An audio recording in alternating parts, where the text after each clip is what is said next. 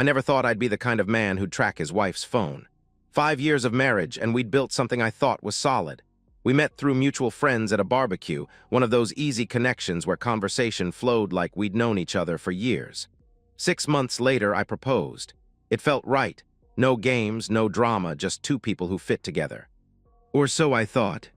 Emma had quit her marketing job after we got married, said she wanted to focus on starting an online boutique. The business never quite materialized, but I didn't mind carrying the financial load. My construction management company was doing well, and I liked the idea of her being home when I got back from long days on job sites. We'd been talking about kids lately, casually mentioning names we liked, imagining what our life would look like with little feet running around. That Tuesday evening started like any other. I pulled into our driveway at 6:15, tired but satisfied after overseeing the final walkthrough on a commercial renovation. The house was quiet when I walked in, which wasn't unusual. Emma often took afternoon naps or got lost in her phone, scrolling through social media for business inspiration that never seemed to lead anywhere. My phone buzzed as I was loosening my work boots. "Hey, honey," her voice was bright, slightly breathless through the speaker. "I'm going to be late tonight. Andrew finally found a place and needs help moving. You know how he is, probably waited until the last minute to pack anything." I switched the phone to speaker and walked to the kitchen. "Oh, that's great. Where'd he end up finding something?" I asked. "Some townhouse across town. Nothing fancy, but it'll be good for him to get out of that apartment. The landlord was driving him crazy," she replied. "Want me to come help? I could grab the truck," and I offered. No, he's got plenty of hands already. His work buddies are there. Just heat up the leftover lasagna, okay? I should be home around 10, she interrupted. "All right, tell Andrew I said congrats on the new place," I responded. "Will do, love you," she said. "Love you too," I answered. The line went dead, and I stood there staring at the phone. Something felt off. It took me a moment to place what was bothering me. 2 weeks ago at my in-laws' anniversary barbecue, Andrew had spent 20 minutes complaining about his landlord, the guy who kept raising the rent, the broken dishwasher that took a month to fix, the neighbor's dog that wouldn't stop barking. But he'd never mentioned moving. In fact, when my father-in-law had suggested he start looking for a new place, Andrew had laughed and said he was too lazy to deal with the hassle. I tried to shake the feeling. Maybe he'd been looking quietly. Maybe something had happened since then that forced his hand. But the more I thought about it, the more wrong it felt. Andrew wasn't the type to keep secrets, especially about something as big as moving. I lasted 10 minutes before I picked up my phone and dialed his number. "Hey man, what's up?" Andrew sounded relaxed, the TV playing in the background. "Not much, just wanted to say congrats on the new place," I said. "Silence, what new place?" he asked, confused. My stomach dropped like I'd missed a step going downstairs. "The townhouse. Emma said you're moving today," I explained. "Dude, I'm not moving anywhere. I'm sitting on my couch watching Netflix and eating pizza." "What are you talking about?" he replied, concern creeping into his voice. The phone felt heavy in my hand. "Where are you right now?" I asked. "Home, same apartment I've been complaining about for 2 years. Why, what's going on?" he responded. I could hear the worry in his voice, but my mind was already racing ahead, calculating. "I need you to get in your car and meet me. Right now," I said. "What, why?" he asked. "I'll explain on the way. Meet me at the Shell station off exit 34. How fast can you get there?" I said. 20 minutes if I leave right now, but," he started.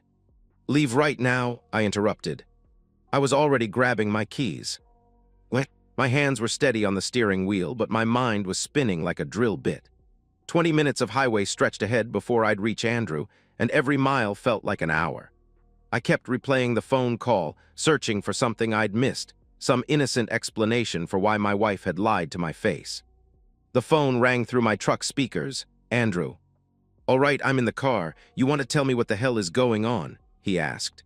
I laid it out for him, clinical and direct. The call about helping him move. The townhouse he knew nothing about. The certainty in her voice when she'd told me she'd be home around 10. Andrew was quiet for a long moment. "That's Jesus. Are you sure she said my name specifically?" he finally asked. "She said you finally found a place and needed help moving. Your work buddies were helping. She knew exactly what she was talking." "NG about," I replied. "My work buddies don't even know where I live," he said grimly. The highway lights streamed past my windshield in yellow blurs. "I know this sounds crazy, but I started. It doesn't sound crazy. It sounds like Emma's lying. Question is why, he interrupted. That was the question, wasn't it? I'd never had reason to doubt her before. Sure, our marriage wasn't perfect. Whose was?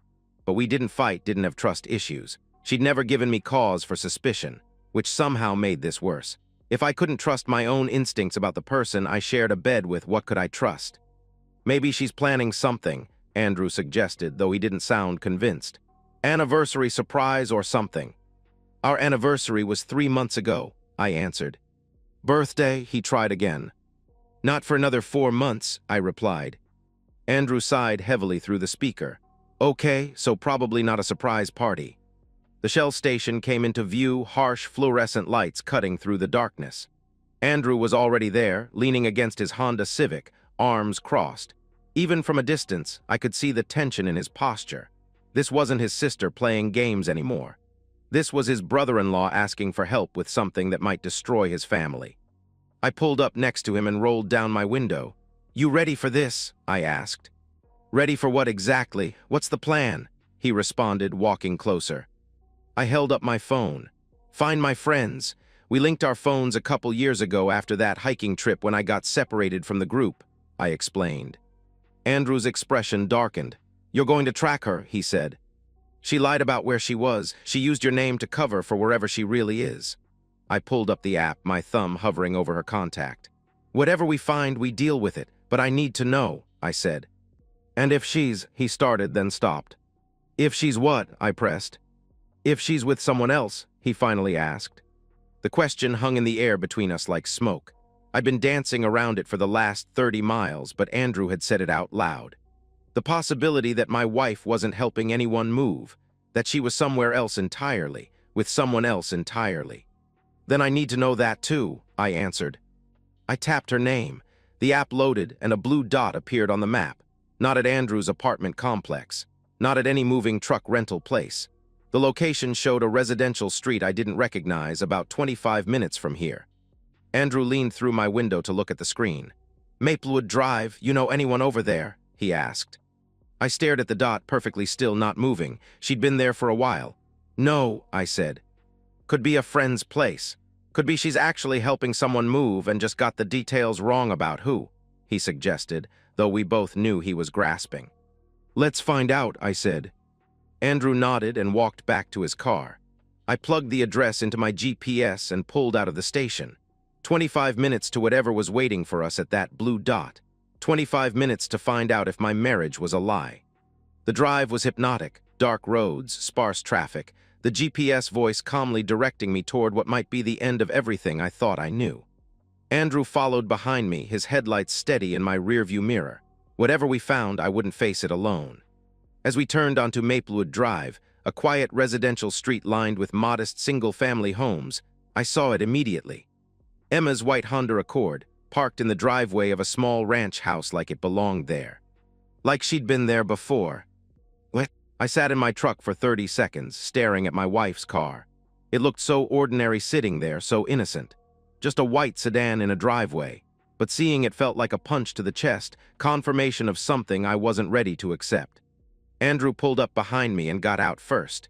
His face was hard, the easygoing brother-in-law replaced by someone I'd only seen glimpses of, the Marine who'd done 2 tours before settling into civilian life. He walked up to my window. That's her car, he said grimly. Yeah, I replied. You want to call her first, give her a chance to explain, he asked. I considered it for about 3 seconds. Explain what? That she's not where she said she'd be, that she lied about what she was doing. I shook my head. No, if there's an innocent explanation, we'll find out when we knock. And if there isn't, he pressed. I got out of the truck, then we'll find that out too. The house was small, probably built in the 70s, with a neat front lawn and warm light glowing through sheer curtains. It looked like the kind of place where young couples started families, where kids rode bikes in the driveway and neighbors borrowed cups of sugar. It looked normal, safe. The kind of place where married women helped friends move furniture, not TH. Kind of place where they destroyed their marriages. Andrew and I walked up the front path together. My heart was pounding now, but my mind felt crystal clear. Whatever was behind that door, I was going to face it head-on. Andrew raised his hand to knock, then paused. "You sure about this?" he asked. "Do it," I answered. 3 sharp knocks echoed through the quiet evening. We heard movement inside, footsteps, then a man's voice saying something I couldn't make out. The voice was unfamiliar, casual, like he was calling to someone in another room. The door opened. A man stood there, probably mid-30s, average height, wearing a gray terracloth robe and nothing else that I could see. His hair was damp, like he'd just gotten out of the shower. He looked at us with mild confusion, the expression of someone interrupted during a relaxing evening at home. "Can I help you?" he asked politely, though slightly annoyed. His tone suggested he thought we were door-to-door salesmen who'd shown up at dinner time. He had no idea who we were, no recognition in his eyes. Just a stranger in a bathrobe wondering why 2 men were standing on his porch after dark. Andrew didn't say a word. He pushed the door open hard, and the man stumbled backward, his hand instinctively tightening his robe. "What the hell?" the man started. I stepped inside behind Andrew, and the small entryway opened into a living room that made my chest tighten. The lights were dimmed. A bottle of wine sat open on the coffee table next to 2 glasses, one with lipstick marks on the rim. Soft music played from somewhere, something I didn't recognize, but that felt intimate, romantic. And there on the couch was my wife. Emma was wearing a white silk robe, her hair damp like his, her face flushed. When she saw us, the color drained from her cheeks completely. She shot to her feet so fast the robe slipped off one shoulder, and she grabbed at it, trying to cover herself while her mouth opened and closed like a fish. "What are you? How did you? This isn't," she stammered. The man in the gray robe stepped between us and Emma, his confusion turning to anger. "Who the hell are you people? You can't just barge in here. I'm calling the police," he threatened. Andrew grabbed him by the front of his robe and slammed him back against the wall. "Go ahead and call them. Tell them you're sleeping with another man's wife," he snarled. I moved toward Emma, my eyes locked on her face. She was backing up, hands raised like I was going to hit her. The fear in her eyes should have stopped me, should have made me feel something other than this cold rage building in my chest. "It's not what it looks like," she said, the words tumbling out in a panic. "This is just, I can explain, it's not what you think." "Just what?" My voice sounded strange to me, too calm, too controlled. "Just having a glass of wine in your underwear with a man I've never met," I asked. "You followed me," her voice cracked, and I realized she was crying now. "You tracked my phone, you brought my brother here, how could you do that?" she accused. The accusation hit me like a slap. She was angry at me. Standing there in another man's house, wearing nothing but a robe, and she was angry at me for finding her. "I called Andrew to congratulate him on his new place," I said, stepping closer. She flinched. Imagine my surprise when he told me he wasn't moving. The man against the wall tried to push Andrew off. "Get your hands off me, you psycho. This is my house. You're trespassing," he protested. Andrew hit him, once hard, across the jaw. The man went down to his knees and Andrew stood over him. "Your house, your rules, right? Well, that's my sister, and that's my brother-in-law, so now it's my rules," he growled. Emma was sobbing now, mascara running down her cheeks in black streams. "You don't understand. You're never home. You don't see me anymore. I was lonely. This just happened. It wasn't planned," she pleaded. "How long?" I asked coldly.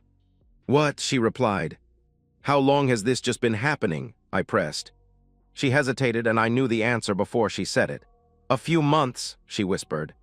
"A few months, not a moment of weakness, not a mistake. Months of planning, lying, sneaking around. Months of looking me in the eye every morning and every night while she lived a double life." The man on the floor was groaning, holding his jaw, blood seeping between his fingers. He looked up at Andrew. "I didn't know she was married," he said desperately. Andrew and I both turned to look at Emma. Her face went white again. "I told him I was separated," she whispered. "I said we were getting divorced." That broke something in me, not just the affair, not just the lying, but the calculated nature of it. She'd been planning for this, setting up her next relationship while still sharing my bed. She'd been auditioning my replacement. The man struggled to his feet, using the wall for support. "Is this true? Are you not Getty?" "NG divorced?" he asked Emma. Emma looked between us, trapped. "It's complicated," she said weakly. "It's not complicated," I said. "We're married, we live together, we sleep in the same bed every night. She told you we were separated so you'd feel better about sleeping with her." The man's face changed, reality settling in. "Jesus Christ, Emma, you told me," he started. "Shut up," she screamed at him, then whirled on me. "You want to know the truth? Fine. Yes, I've been seeing Todd. Yes, I lied about it, but you drove me to this. You're never home, you don't talk to me, you don't see me anymore. I felt invisible. I stared at her, this woman I'd promised to love and honor, and felt nothing but cold disgust. Pack your things. You have 3 days, I said. You can't just, she started. 3 days. After that, whatever's left goes to Goodwill, I interrupted. I turned to Andrew. Let's go. As we walked toward the door, Emma grabbed my arm. Please, we can work this out. I'll end it with him. We can go to counseling. I'll do anything, she begged. I looked down at her hand on my sleeve, then at her tear-stained face. You already did everything. This is the result, I replied. We left her standing in that living room, crying, while Todd held a dish rag to his bleeding nose. I didn't look back. What? I didn't go home that night. The thought of sleeping in the bed where Emma had lied to me for months made my skin crawl. Instead, I checked into a highway motel, the kind of place with thin walls and scratchy sheets that rented rooms by the hour. I sat on the edge of the bed for 2 hours, staring at the faded wallpaper, my mind completely blank. My phone buzzed constantly. Text after text from Emma, each one more desperate than the last. I'm sorry, we can fix this. Please come home, I love you, it meant nothing. I turned the phone face down and tried to sleep. By 7 a.m., I was making phone calls. Hartwell and Associates Family Law, how can I help you? The receptionist answered. I need to see someone today about a divorce. It's urgent, I said. I can get you in with Miss Hartwell at 9 a.m. if you're available, she replied. I'll be there, I confirmed. Madeline Hartwell was exactly what I needed.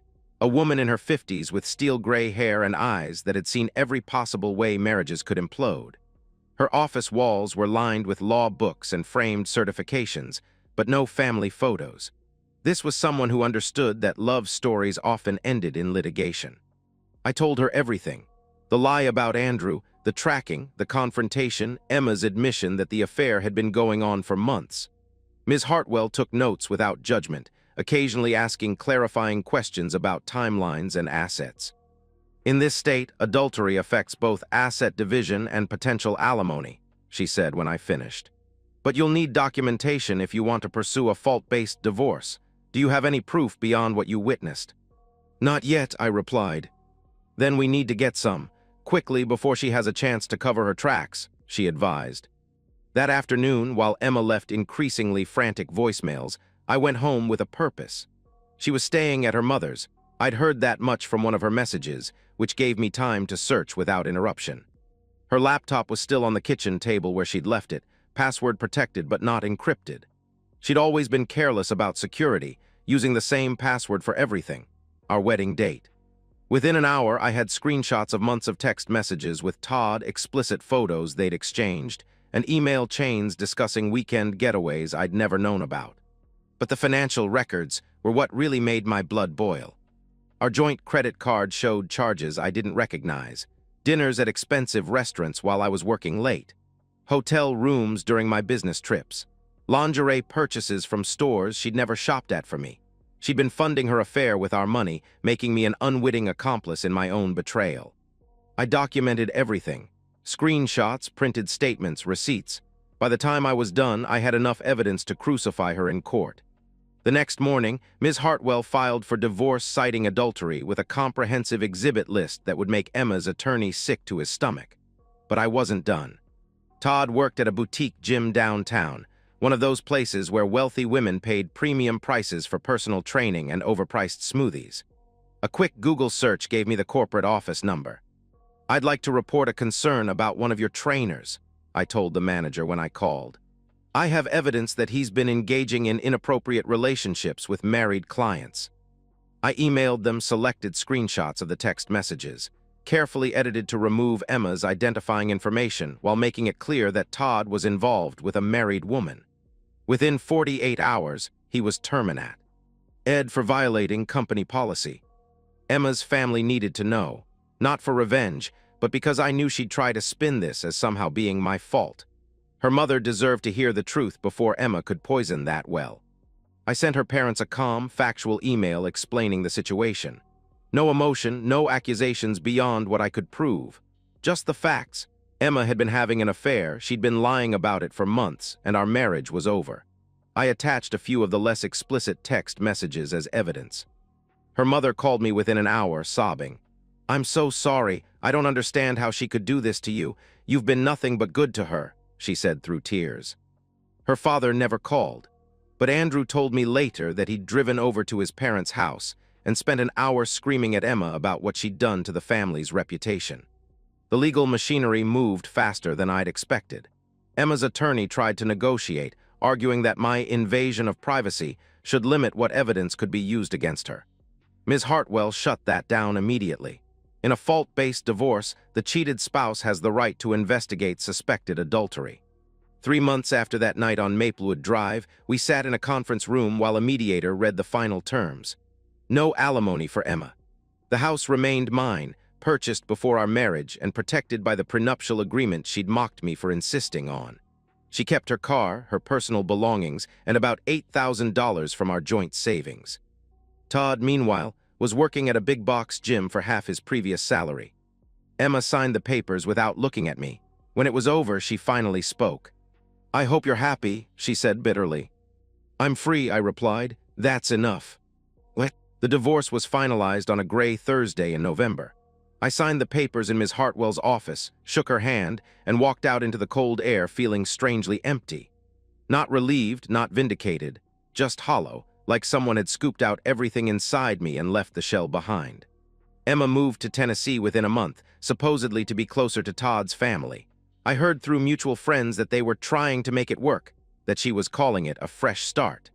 The news felt like background noise, something happening to strangers in a story I was no longer part of. The social fallout split our friend group down the middle. Some people, mostly wives who'd always found Emma charming, whispered that I'd been cruel, that ruining her life was excessive punishment for a moment of weakness.